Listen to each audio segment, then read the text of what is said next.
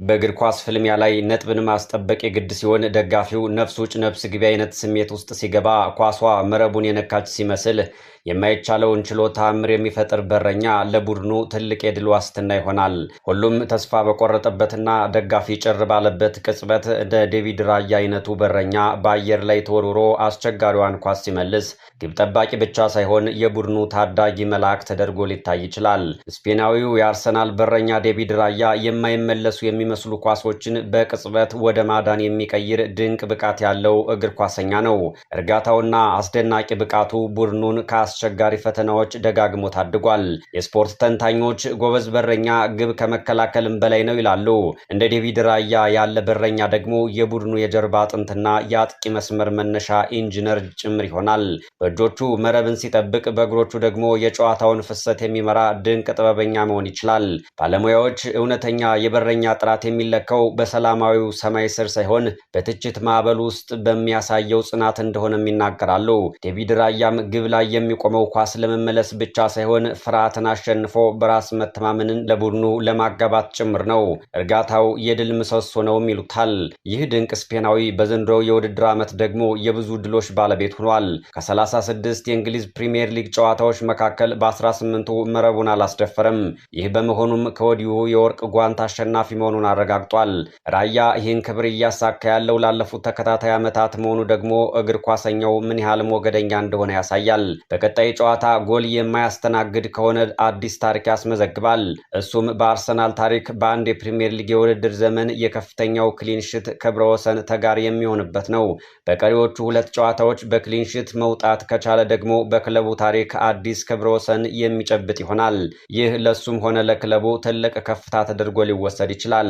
የመድፈኞቹ የመጨረሻ ምሽግ ጠባቂ ዴቪድ ራያ በዘንድሮ ታሪክ የሰራው በፕሪሚየር ሊግ ብቻ አይደለም፣ በሻምፒዮንስ ሊግ ጭምር ነው። አርሰናል ዘንድሮ በዚህ ውድድር ምንም ጨዋታ ያልተሸነፈ ከመሆኑም በላይ በ9 ጎል አልተቆጠረበትም። ይህም ዴቪድ ራያን የውድድሩ ባለወርቅ ያደርገዋል። ይህን ተከትሎ ራያ በአንድ የውድድር ዓመት በእንግሊዝ ፕሪሚየር ሊግም በሻምፒዮንስ ሊግም ባለ ክብር የሆነ እግር ኳሰኛ ሆኗል። ዴቪድ ራያ ዘንድሮ የእንግሊዝ ፕሪሚየር ሊግ የዓመቱ ምርጥ ተጫዋች እጩዎች ውስጥ መካተት ችሏል። ይህን ክብር የሚጎናጸፍ ከሆነ ታዲያ ከ1995-96ቱ የውድድር ዓመት የፒተር ሽማይክል ድል በኋላ የፕሪሚየር ሊጉን የዓመቱ ምርጥ ተጫዋች ሽልማት ያሸነፈ የመጀመሪያው ግብ ጠባቂ የመሆን እድል አለው።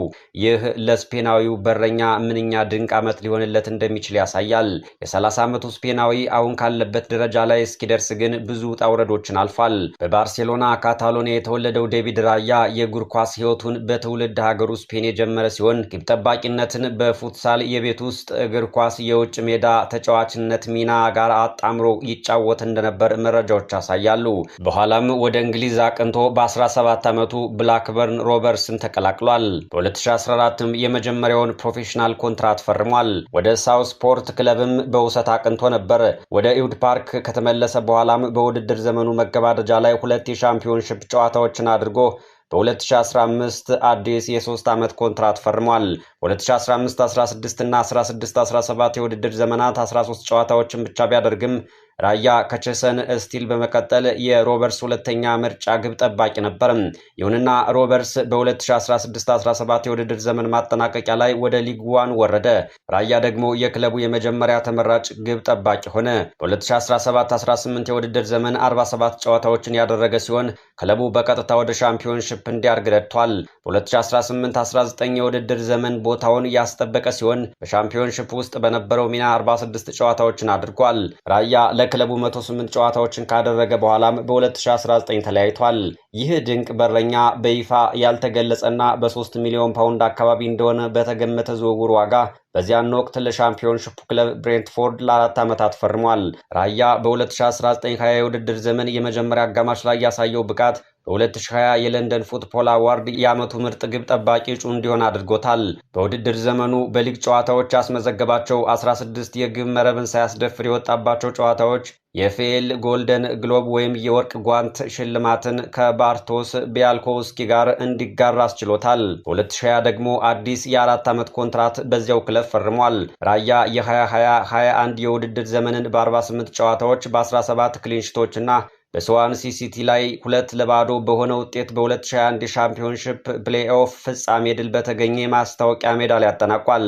እንደ ሱፐር ኪፐር ወይም ከግብ ክልል ወጥቶ የሚጫወት ግብ ጠባቂ እያደገ በመጣው ሚናው ራያ በውድድር ዘመኑ ከማንኛውም የሻምፒዮንሺፕ ግብ ጠባቂ በ300 የበለጠ ኳሶችን ለማሻገር ሞክሯል።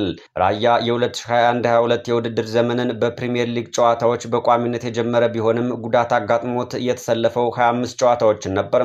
የስፔናዊ በ2022-23 የውድድር ዘመንም በሊግ ጨዋታዎች ላይ በቋሚነት የቀጠለ ሲሆን ብሬንትፎርድ ለአውሮፓ ቦታዎች በተፎካካሪነትና ሽንፈት ባልቀመሰበት የጥር 2023 ብቃቱ ለፕሪሚየር ሊጉ የወሩ ምርጥ ተጫዋች ሽልማት እጩ እንዲሆን አድርጎታል።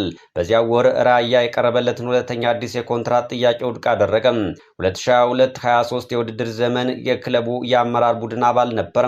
በወቅታ መረጃ መሰረት ራያ በ2022-23 የውድድር ዘመን በሁለቱም ኳስ በማዳን 154 እና በማዳን ንጽጽር 77% ሁሉንም ግብ ጠባቂዎች የመራ ሲሆን እንደ አውሮፓውያን አቆጣጠር በ2003-2004 የውድድር ዘመን ስታቲስቲክስ መመዝገብ ከጀመረ ወዲህ በአንድ የውድድር ዘመን በሁለቱም ዘርፎች ቀዳሚ የሆነ ብቸኛው ግብ ጠባቂ ሆኗል። ሌላው ጉዞም እዚህ ላይ ይጀምራል። በ2023 ራያ የዓመቱን ሙሉ የውሰት ዝውውር ወደ አርሰናል አጠናቀቀ። የአርሰናልን ዋና ቡድን የወከለ 15ኛው ስፔናዊ ተጫዋችም ሆነ። አርሰናል የውሰት ስምምነቱን ለማጠናቀቅ 3 ሚሊዮን ፓውንድ የከፈለ ሲሆን የ27 ሚሊዮን ፓውንድ የመግዛት አማራጭ ነበረው። የስምምነቱ አካል በመሆን ራያ ከብሬንትፎርድ ጋር የ2 ዓመት የኮንትራት ማራዘሚያ ይፈርመው ነበር። ይህም የሊግ ተጨማሪ 12 ወራት የክለብ አማራጭን ያካተተ ነው። በጉዲሰን ፓርክ ከኤቨርተን ጋር በተደረገው ጨዋታ አሮን ራምስዴልን በመተካትም ለአርሰናል የመጀመሪያ ጨዋታውን በቋሚነት አድርጓል። ራያ ቀጥሎም ከፒኤስቪ ኤንዶቨን ጋር በተደረገው ግጥሚያ የአርሰናል የሜዳውና የሻምፒዮንስ ሊግ የመጀመሪያ ጨዋታውን ያደረገ ሲሆን መድፈኞቹ 4-0 በሆነ ውጤት ሲያሸንፉ ግቡን ሳያስደፍር ወጥቷል።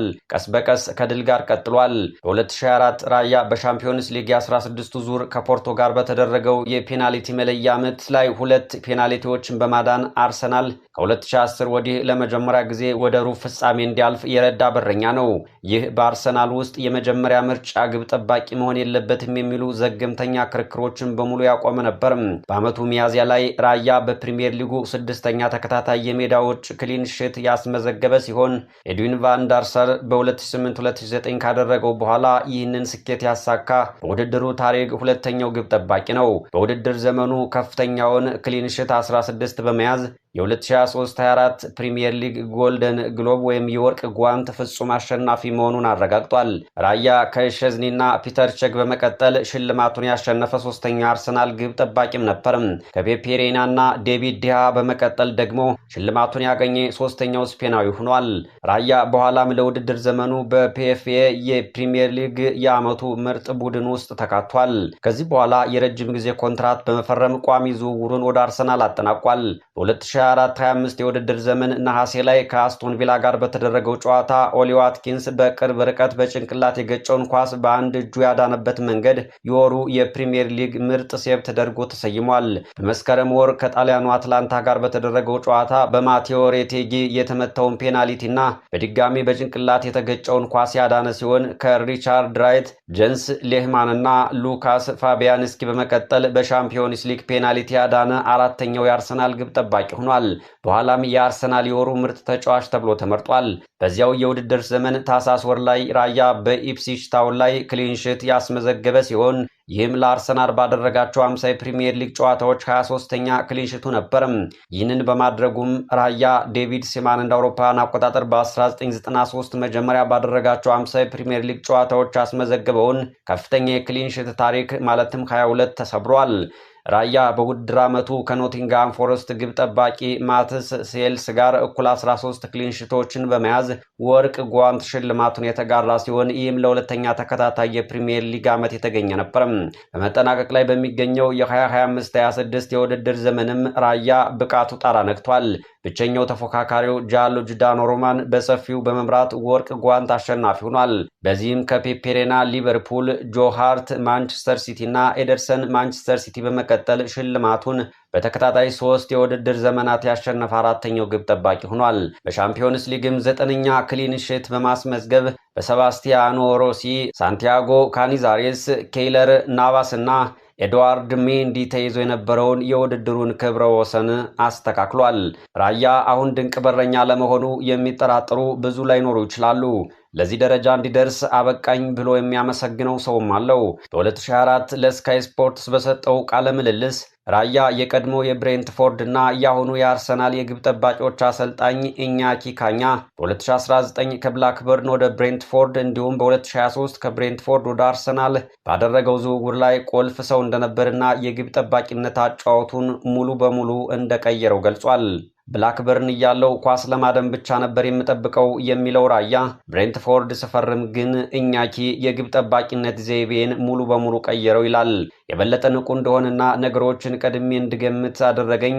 ኳሶችን ወጥተህ ማቋረጥ ከቻልክ ሂድበት እንጂ አዳኝ ለመሆን አትጠብቅ ይለኝም ነበር ብሏል። ከጀርባ ለሚጣሉ ኳሶች ጥቃቱን ለማቋረጥ ከፍ ብለህ ቁም በሚል ይመክረኝ ነበርም ሲል ተናግሯል። በብሬንትፎርድም ሆነ በአርሰናል ያሻገርኳቸው ኳሶች ቁጥር አስደናቂ ናቸው ያለው ራያ ይህንንም እወደዋለሁ ሲል ይናገራል። በኳስ ግንባታው ሂደት ውስጥ መሳተፍና ጎሎችን እንዲሁም ጥቃቶችን ለመፍጠር መሞከር ደስ እንደሚለውም ያክላል። ምክንያቱ ደግሞ ጥቅሙ ከስጋቱ ይበልጣል የሚል ነው። በአስደናቂ ብቃት ላይ የሚገኘው ስፔናዊ የመድፈኞቹ ምሽግ ጠባቂ ዴቪድ ራያ